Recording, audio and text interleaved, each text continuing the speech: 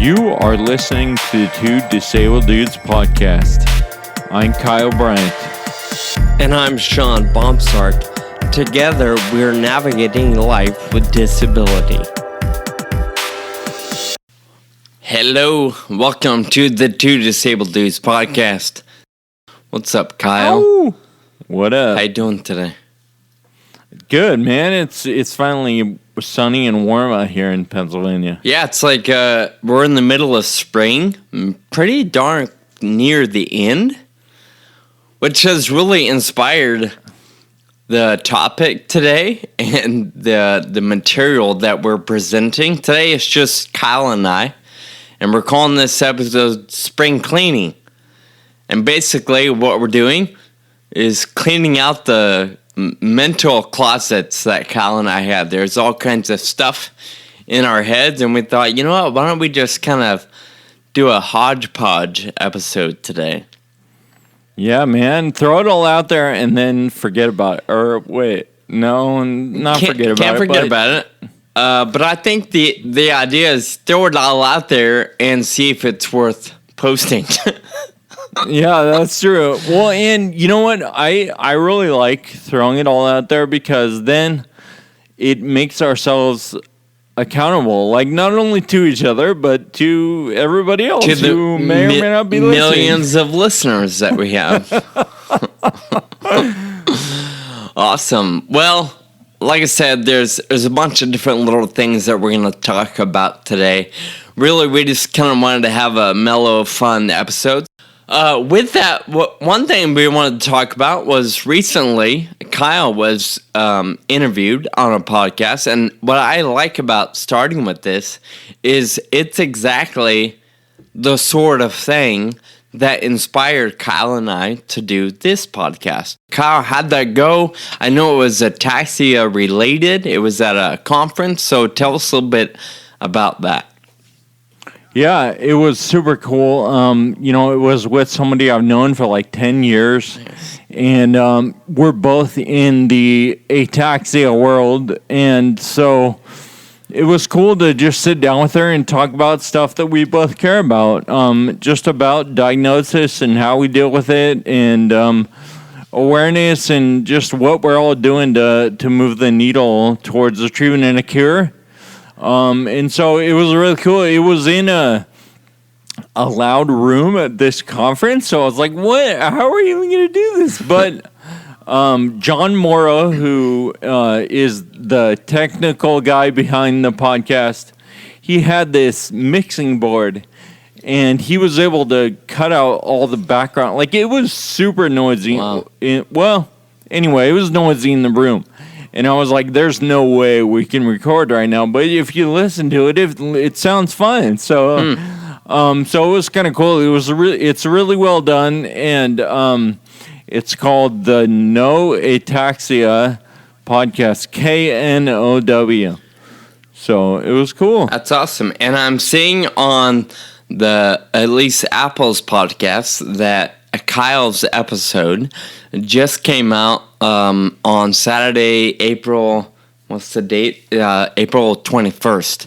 So they don't appear to use episode numbers, but if you look through their feed, you'll see Up Close and Personal with Kyle Bryant, released just a few weeks ago. So one of the reasons why I wanted to be sure to talk about this was one of the things Kyle said going into it. Kyle, you said you've known John for 10 years? Yeah, I think we met at a NAF conference like 10 years ago. Who hosts the podcast? It's his wife. Her name's Dana. Huh. So Dana Morrow is the host. Yeah, okay. How long have they been married? More than 10 years? Or? That's a good question. I mean, but I don't know for sure. Well, I want to read to you a little story. And friends of the podcast, Kyle has not heard this story, and this is the first he's hearing of this. So I've waited for our microphones to be on to share this. Yikes. Uh-oh. I got a message from John Merrill Morrow recently.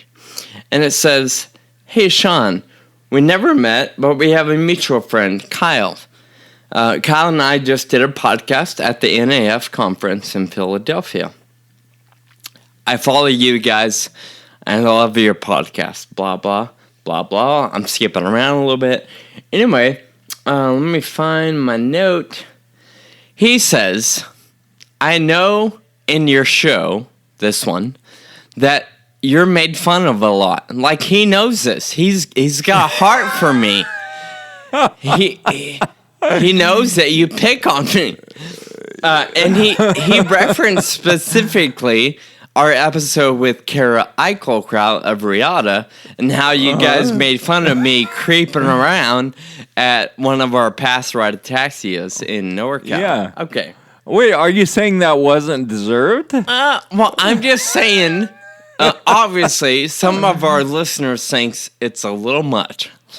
A little excessive. But part of the reason why John reached out to me is he wanted me to be sure to see that you messed up a little bit.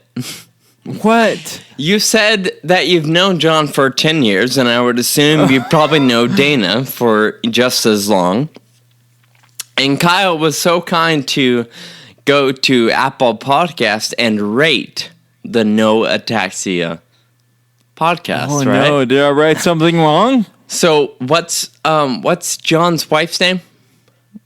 Dana. Okay.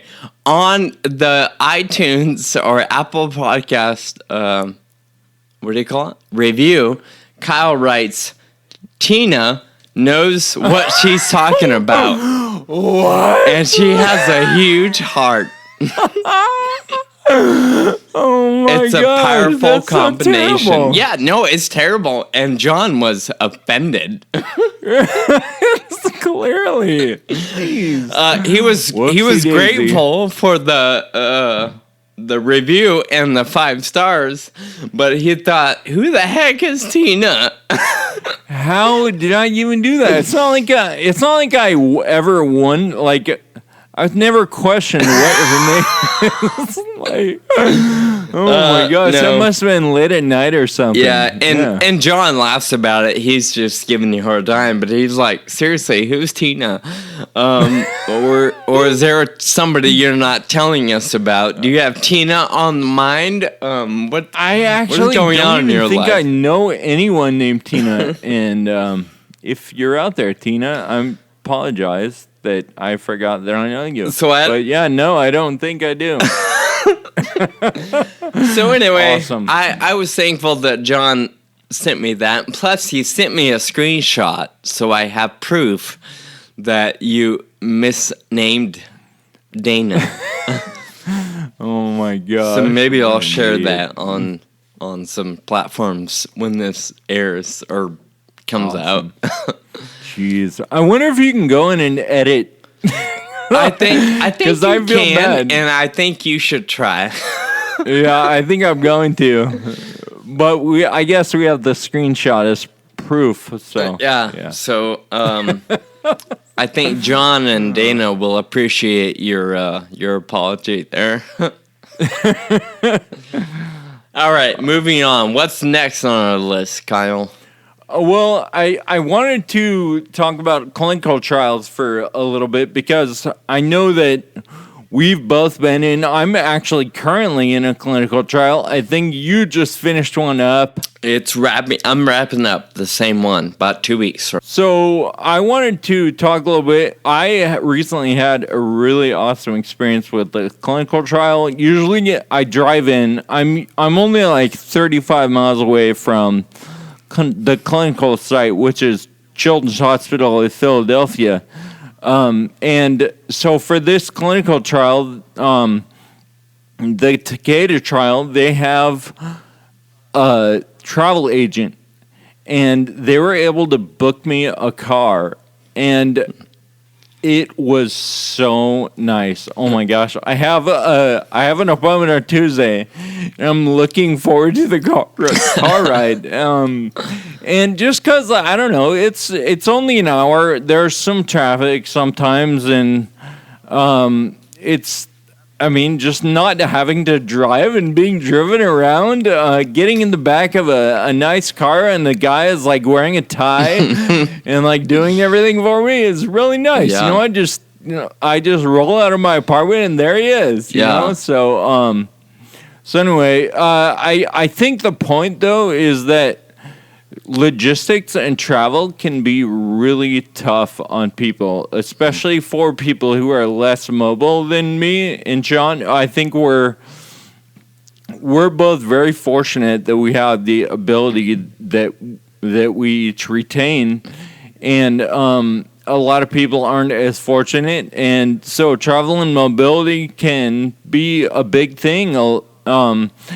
As far as, you know, a hurdle to participation. And so, you know, I think we were just saying that we're both grateful that more and more, I think, pharma companies are hearing that travel is like one of the hardest things in a trial. Yeah, it's one of the biggest hurdles to be a part of a trial. So just the fact that these companies are being mindful of all those hurdles and doing their best to eliminate or at least try to diminish those hurdles is incredibly helpful and freeing for people like you and I. Yeah, I think, you know, one of the biggest challenges is really obviously for rare disease is that there's not very many patients, right? It's a rare disease. Like, that's the definition. And the patients aren't all in one location, right? Sure. And so no matter how many sites you have, you're still going to have a travel burden on a lot of people. And also, the more sites you have, the more complexity you put in, the more variation in the data. And so they try to reduce the sites as much as possible and still get enough patients. And so, you know, travel is always going to be a big deal to our patient community. So with that in mind, I guess, you know, Kyle, you mentioned there are a lot of people that are less mobile than you and I, and we have friendships with many of them. And so I guess from the bottom of the two disabled dudes' hearts, we want to say thank you for making it work. Thank you to the pharma companies for making it somewhat more accessible and maybe a little bit easier, but it's still a challenge for many, and we're thankful for our friends and even people we don't know that choose to make it work and figure it out, and the friends and family that help you make it work. We're thankful that you're part of the process to help us get closer to a cure. Absolutely. So, Sean, you mentioned earlier that both you and I are in the same clinical trial. You just finished yours up. Yep. And on the phone the other night, I said, "Hey, Sean, I'm going to my first clinical visit the other day." And you're like, "Oh, I'm just finishing mine up." And then we're like, "All right, see you later. Let's talk about something else." Yeah, because, and the reason I bring that up is because, you know, one of the things in clinical trials is that you're not supposed to talk, especially to other people who are in the same trial, to anyone really, to say how you feel while you're on it. Because that could bias somebody. I could bias Sean by saying, "Oh my gosh, I had this weird side effect," which is not necessarily true because it's an example, right? Yes. So, but anyway, you know, telling Sean anything about how I feel could bias him on, he's thinking, maybe I should feel this way too, because all these trials are, well, most of the trials that we're in are placebo controlled. So if Sean told me something, I would be thinking like, I should be feeling that. And hopefully I am, because I want to be on the real drug, right? But the point of the trial is to see if the drug works despite what you think it's supposed to do. So biasing each other or biasing the doctor is a real danger, I think, and it can make a trial not reach its endpoint. Sure. Yeah, I think that protecting the data is part of, like you said, it's part of the reason why Clinical sites are not numerous, but also the patient plays the same sort of part in it, by not airing the details of their experience on social media or blasting it in their blog or different little things that help just make the process a little more less. I think Colin Myers said it, less staticky, less noisy, so the data is a little more reliable. The next thing we wanted to talk about in the spring cleaning episode was just goals for the year. Sean, it's the second quarter of 2018 already, and so I think we just kind of want to do an update on goals for the year. And so how are you doing with what's WRR? Oh, so one of the things I wrote down is weekly rhythm register, WRR.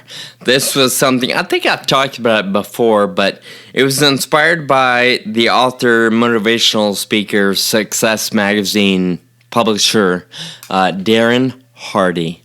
And in one of his most popular books called The Compound Effect, he actually says something like, success is a numbers game. And if you're not keeping track and seeing the numbers, then you don't really know where to improve or what to work on. So one of the things that he encourages, and something that I've started doing, is keeping track of yourself and your own personal score. And the way we do that is with the weekly rhythm register. So what I did is I took his template on the weekly rhythm register. Every day I've written down things that are important for me to accomplish in that day. And at the end of the week, I add up all my points, and you get an idea of how you execute it. And the idea behind the points is to see where you need to work a little harder, or maybe where you need to make a change. And for me, that process has been incredibly eye-opening, because if you were to ask me, oh, how you doing with eating healthy?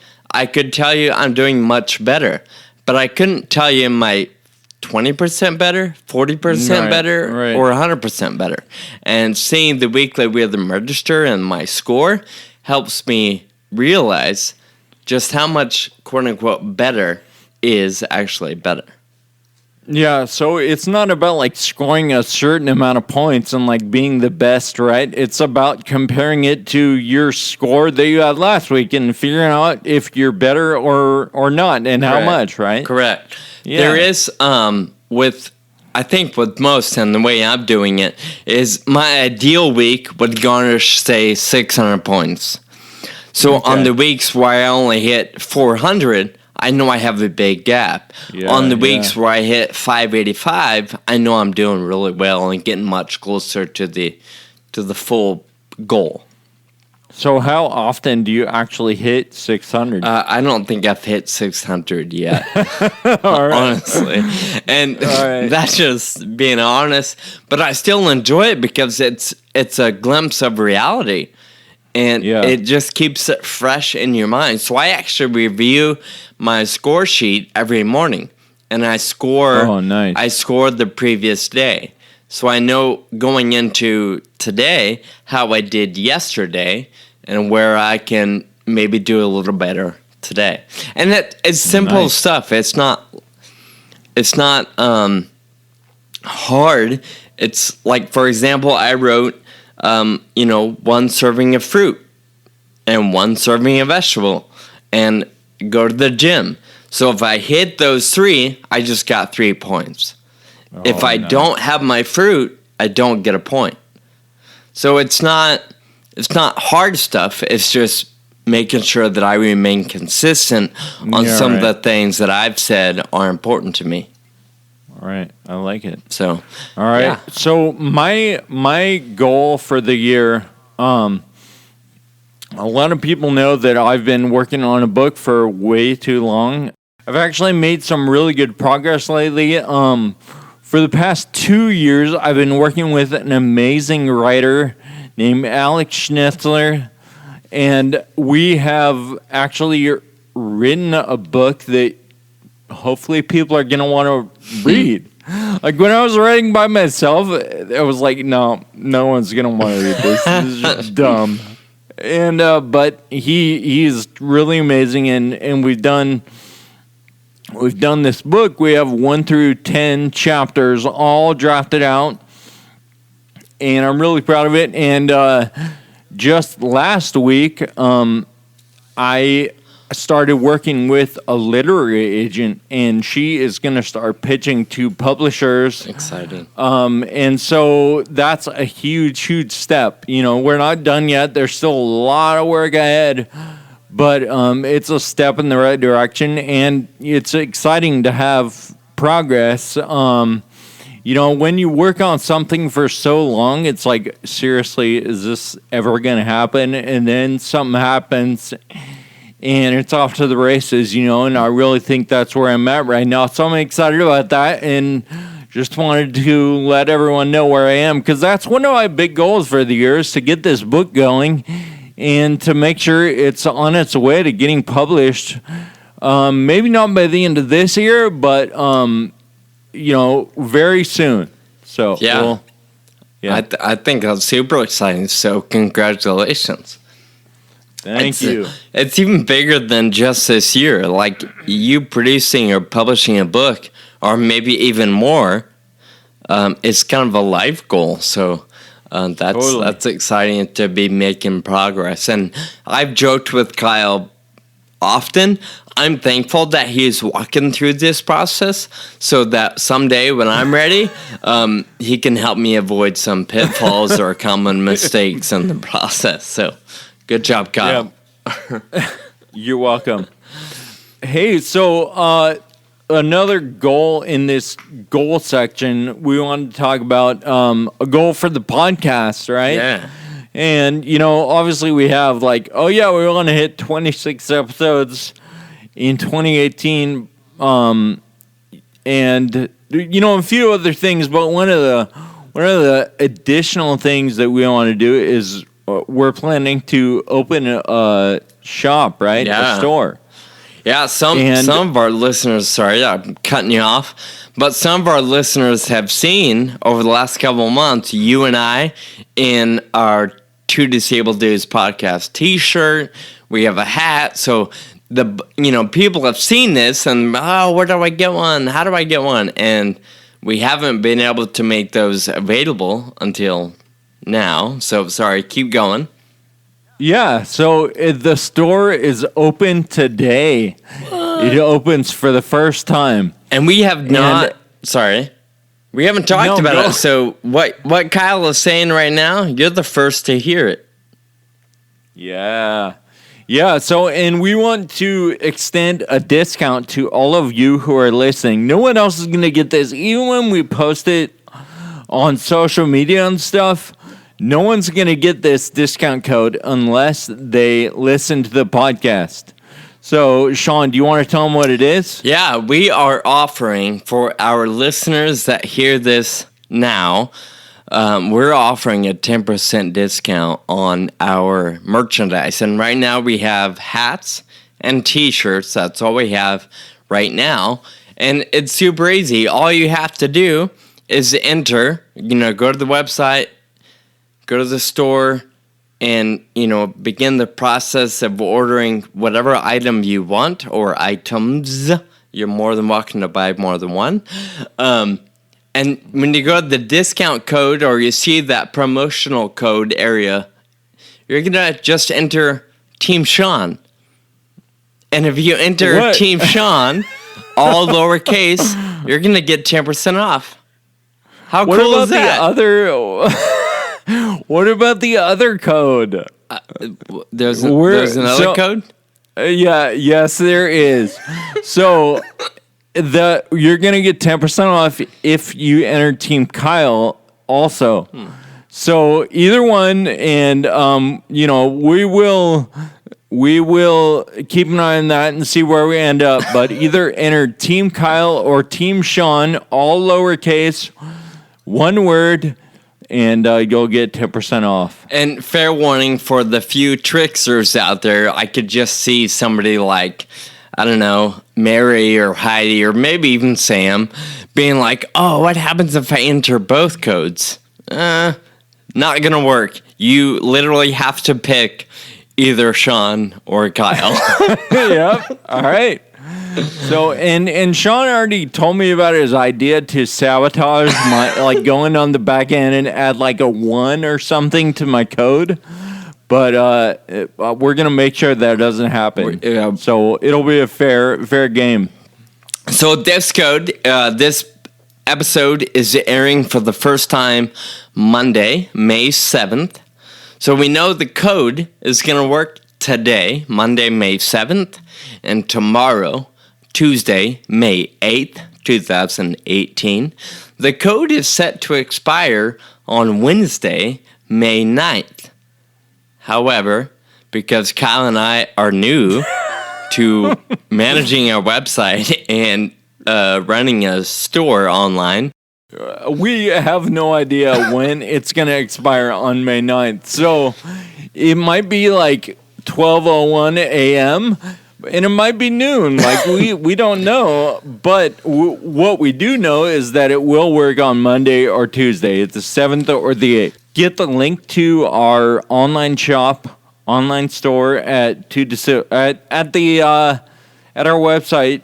It's going to be in the menu bar, or you can go to this episode and we'll put the link in there. So, yeah. Perfect. Check it out. All right, so another thing we thought we'd clean out of our minds is a little update on Don't Forget the Crew. A few months ago, Kyle and I introduced this kind of movement and what we've been doing on Instagram and just trying to really pay it forward a little bit, that idea of just spreading kindness and saying thank you to the service workers or just people in general.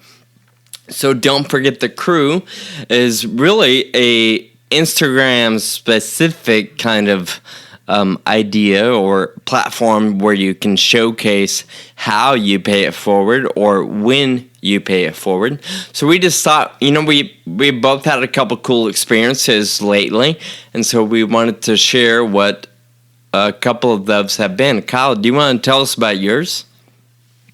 Yeah, so I get on this flight, and I'm the first one on, and I sit in my seat, and I'm with Jamie Young. I think we're coming back from a ride. But right when we get on, they're like, oh, we got to do some maintenance. So no one else got on the plane. It was just me and Jamie. And this flight attendant comes up, and he says, hey, and he's super talkative, so it was really nice. And, so I was like, oh, this is perfect opportunity. I gave him the bag of chocolates that I had for him, and I told him that I appreciate his service and all this stuff. So he sits down with me, and we talk for a little while. Wow. And I was able to ask him, hey, Leo, how long have you been with American Airlines? And I think it was 36 years. It's in my Instagram post, but I was like, well, they must treat you well if you've been here so long. And he's like, well, we treat each other well.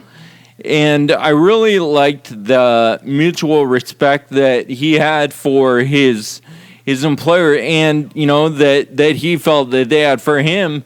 And he's like, I try to be the best in the world at what I do, one of the best at what I do. And, and one of the things he said was sometimes, most of the time you just don't know what other people are going through. Right. And so, he tries to just be the best they can for every single person because you just don't know what they're going through. And he's experienced some people that are just really rude. Sure. And he is the type of person that seems like he just takes it on the chin and puts that smile on because he knows how tough some people have it, and you just never know.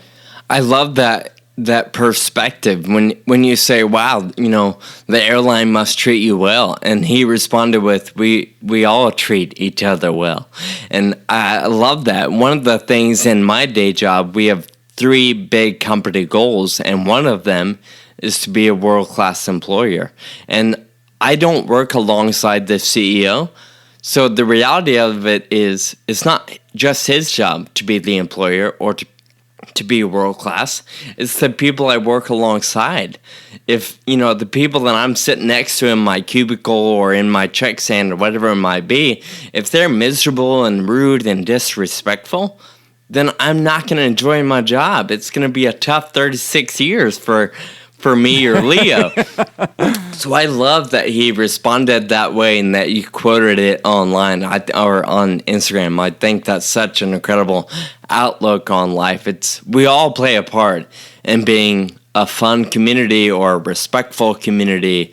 So yeah, I love that. Yeah. Thank you for sharing that. Awesome.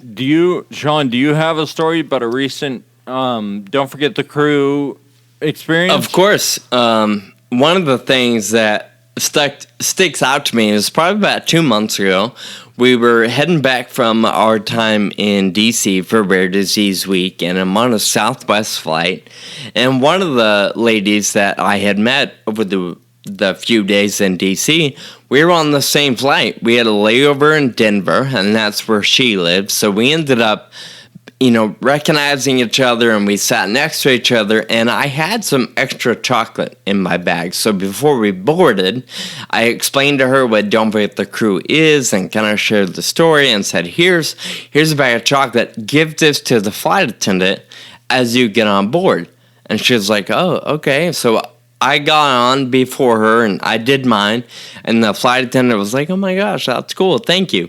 Well, like 3 minutes later, she gets another chocolate and another little hashtag Don't Forget the Crew card. And she was like, oh my gosh, what is going on here? Who are you people? And she was such a friendly lady and very creative. She automatically just immediately started referring to us as hashtag. Like, that was our nickname. And it was really cool. She was very, very friendly. She made some jokes. She checked on us throughout the flight and throughout our time boarding. And before the plane took off, they began to do some spiels over the intercom. And one of the things this flight attendant talked about was how a couple of people got on the plane, gave them chocolate, blah, blah, and she mentioned the story, and then referred to us as hashtag over the intercom and made a joke. So she was like, hey, when the rest of you see us being extra nice to these two hashtaggers and not you, now you know why. And it was all kind of in play. Nice. But it was such a really cool experience. And somewhere toward the end of the flight, she actually came over and gave us a official Southwest Airlines certificate of appreciation made out to hashtag. So that was kind of fun. I love that. It's crazy how you get rewarded. Okay, we talked about the fact that you shouldn't expect a reward for what you do. Sure. It's about gratitude, but it's amazing how the whole situation changes when you make the first move to be grateful. It changes the whole experience of the flight, I think, in whatever, the visit to your dry cleaner, or whatever it is. And just to be grateful, I don't know, it feels like sometimes we're like, oh, these people, I've had a rough day. Hopefully they'll treat me nice. Yeah. But if you make the first move to be nice, that changes the whole thing. And you can actually manufacture a good flight or a good relationship with your flight attendant. Absolutely. And like Kyle said, it's not, we've talked about it, but it's not limited to the airplane. It's your dry cleaner, your Uber. In fact, I'm thinking of hotels. And there's an incredible story. I won't give you the details, but one of our listeners, Mary, on her Instagram, she talked about an experience she had, a really bad, rough experience, weather, snow, and her hotel was sold out and she couldn't get a room, but she committed to continue being nice and she gave a gift, and next thing you know, they found her a room. So there's an incredible movement, if you will, behind this whole idea, and I would encourage you to see our story, see a picture of Leo and Kyle, and a picture of me and my hashtag flight attendant, and a bunch of others on Instagram by just simply looking for @Don't Forget the Crew. Or hashtag Don't Forget the Crew. Yeah, there's a way to find us for sure. And Yep. Cool. Well, we want to talk about FA Awareness Day because it's coming up on May 19th. As you know, both Sean and I have Friedreich's ataxia, along with a few thousand of our other friends in the U.S. and even more worldwide. And that's one of the things we want to talk about too. Is this Awareness Day, FARA, the Friedreich's Ataxia Research Alliance in the U.S., we're doing an international partnership for awareness with our partners in Australia, FARA Australia. And they had a campaign last year called Lend Us Some Muscle. And it's a pretty simple social media campaign. You register. We send you out some temporary tattoos.